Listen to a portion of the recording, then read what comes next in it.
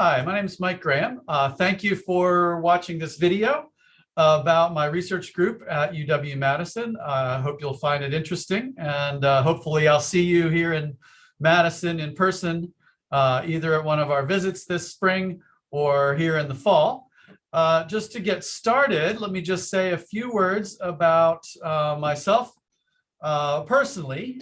In the interest of time, I'll let you read most of this and just mention a few things about Madison. So I've been here since 1994. I love living here. It's the quality of life in Madison is fantastic. I love being in a city that's large enough that there are lots of things going on, lots of great restaurants, lots of great entertainment options.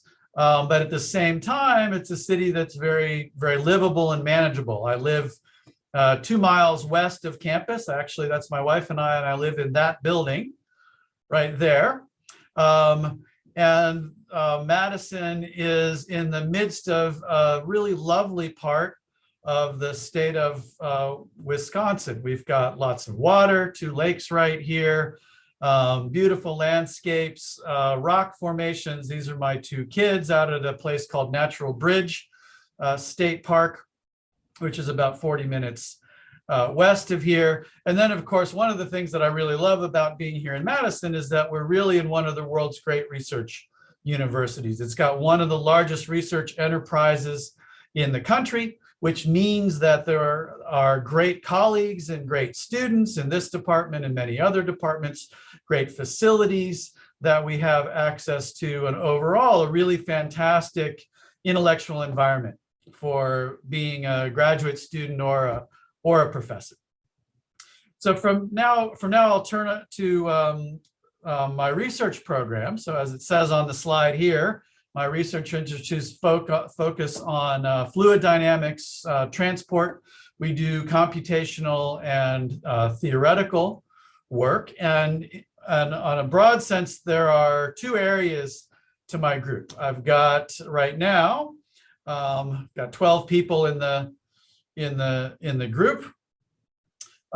Before I mention specific research areas, let me just brag a little bit about a couple of the people in my group. So this is Xiao Zhang, who is standing in front of his poster from the APS Division of Fluid Dynamics meeting a couple of years ago with his best poster prize. And then more recently, Alec Leno in my group, a senior student in my group, was invited to give a department seminar, one of a small number of students every year that have the opportunity to do so. And Xiaopo Chang, who's a 3rd-year student in my group, won his 2nd award as a teaching assistant this semester. So I'm quite proud of their accomplishments, and actually the accomplishments of everyone in my research group. We have 2 general focus areas.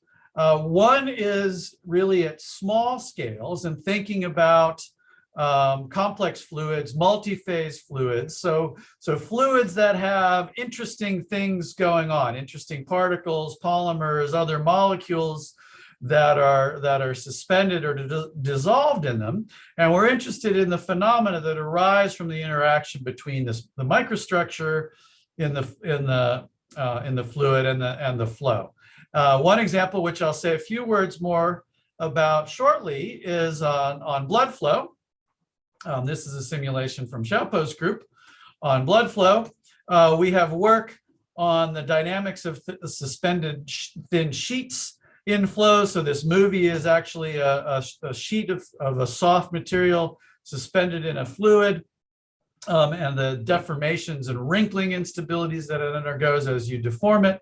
And then the bottom picture here is a representation of some work that we're doing on the dynamics of micelle-forming surfactant solutions, where there's this very interesting and important interaction between the dynamics of the micelles, how they grow, how they elongate, how they orient in a flow, and then the changes in the flow itself that those changes at the molecular level induce. And those changes are quite important for processing applications.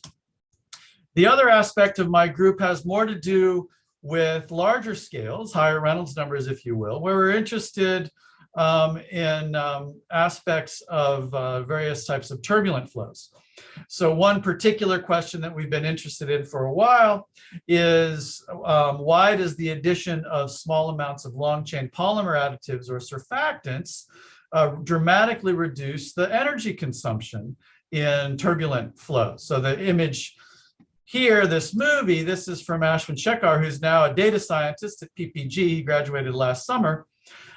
This is pressure-driven flow, and the sheet-like structures here are regions of very high polymer stretching in the fluid. And you can see that the behavior of that is very complicated.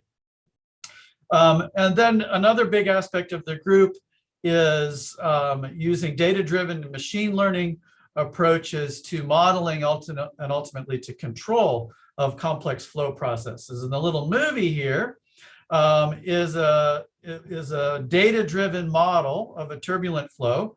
We took a simulation that had about 10 to the 5th degrees of freedom, and we were able to show that we could very accurately represent these very complicated dynamics in the turbulent flow with only 25 degrees of freedom. And very recent work in our group suggests that it's even smaller. So you can develop very efficient models for complex processes. The last thing that I'll mention here is just a very cool collaboration that we've got going on. This is joint work with Christina Caruso and Wilbur Lamb at Emory University. They are hematologists, and we've been interested in the hypothesis that in people with blood disorders, some of the symptoms that they experience are actually due to the stresses that the blood cells, diseased blood cells, exert on blood vessel walls by collisions. And actually this bottom picture here is a simulation showing the spikes in shear stress that the cells along a channel wall, or blood vessel wall, are going to experience during flow. And so this has been the subject of a fair amount of recent work. We have an NSF grant on this, and this is something I'm very excited about going forward. Finally, I'll just wrap up by noting that we have funding from a variety of sources: National Science Foundation, Department of Defense, National Institutes of Health, and my students and postdocs have done internships and gone on to careers in a wide range of industries and academic institutions.